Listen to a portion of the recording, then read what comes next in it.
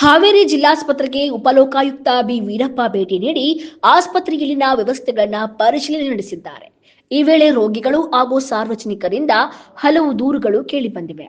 ಆಸ್ಪತ್ರೆಯ ವಿವಿಧ ವಾರ್ಡ್ಗಳು, ಔಷಧಿ ವಿಭಾಗ ಹಾಗೂ ಕುಡಿಯುವ ನೀರಿನ ಘಟಕಕ್ಕೆ ತೆರಳಿದ ಉಪಲೋಕಾಯುಕ್ತರ ತಂಡ ಅಲ್ಲಿನ ಸ್ವಚ್ಛತೆ ಹಾಗೂ ಮೂಲ ಸೌಕರ್ಯಗಳ ಬಗ್ಗೆ ಪರಿಶೀಲನೆ ನಡೆಸಿದ್ದಾರೆ.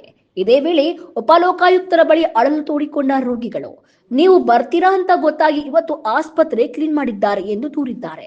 ಆಸ್ಪತ್ರೆಯಲ್ಲಿನ ಸಮಸ್ಯೆಗಳ ಜೊತೆಗೆ ಸವಣೂರು ಮೊರಾರ್ಜಿ ದೇಸಾಯಿ ವಸತಿ ಶಾಲೆಯಲ್ಲಿ ಸರಿಯಾಗಿ ಊಟ ನೀಡ್ತಾ ಇಲ್ಲ ಎಂಬ ಆರೋಪವು ಕೇಳಿಬಂದಿವೆ. ಇಲ್ಲಿ ಅಲಿಪುರ ಗ್ರಾಮದ ಕೆಲ ಗ್ರಾಮಸ್ಥರು ಕೂಡ ತಮ್ಮ ಗ್ರಾಮದ ಸ್ವಚ್ಛತೆ ಸಮಸ್ಯೆ ಬಗ್ಗೆ ಉಪಲೋಕಾಯುಕ್ತರಿಗೆ ದೂರು ನೀಡಿದ್ದಾರೆ. ನಮ್ಮ ಊರಲ್ಲಿ ಸ್ವಚ್ಛತೆ ಇಲ್ಲ, ಅಲಿಪುರಕ್ಕೆ ಬನ್ನಿ ಸರ್ ಎಂದು ಮನವಿ ಮಾಡಿದ್ದಾರೆ. ಇದಕ್ಕೆ ಪ್ರತಿಕ್ರಿಯಿಸಿದ ಉಪಲೋಕಾಯುಕ್ತ ಬಿ ವೀರಪ್ಪ ಗ್ರಾಮ ಪಂಚಾಯಿತಿ ಸದಸ್ಯರನ್ನ ಪ್ರಶ್ನಿಸಬೇಕು ಎಂದು ಹೇಳಿದ್ದಾರೆ.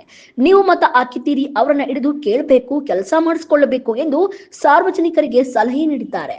ಇನ್ನು ಜಿಲ್ಲಾಸ್ಪತ್ರೆಯಲ್ಲಿ ಕುಡಿಯುವ ನೀರಿನ ಘಟಕದಲ್ಲಿ ಸ್ವಚ್ಛತೆ ಕೊರತೆ ಕಂಡುಬಂದ ಹಿನ್ನೆಲೆಯಲ್ಲಿ ಅಧಿಕಾರಿಗಳು ಹಾಗೂ ವೈದ್ಯರನ್ನ ಉಪಲೋಕಾಯುಕ್ತರು ತರಾಟೆಗೆ ತೆಗೆದುಕೊಂಡಿದ್ದಾರೆ.